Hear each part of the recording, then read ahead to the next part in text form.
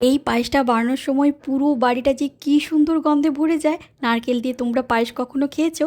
এত সুন্দর হয় না? এটা কিন্তু সাধারণ পায়েস নয়, আজ বানাচ্ছি নারকেলের গন্ধে ভরা একদম ঘরোয়া পায়েস।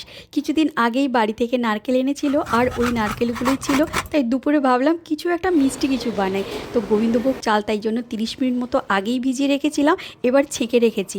এদিকে কিন্তু ফুল ফ্যাট মিল্ক নিয়েছি 1 কেজি মতো, ভালো করে ফুটিয়ে নেব।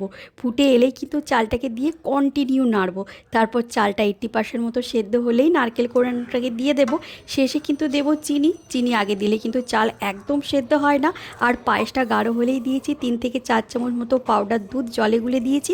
ব্যাস একটু কনডেন্স মিল্ক দিয়েছি। শেষে কাজু কিশমিশ ঘিতে ভালো করে ভেজে পায়েসের উপর দিয়েছি।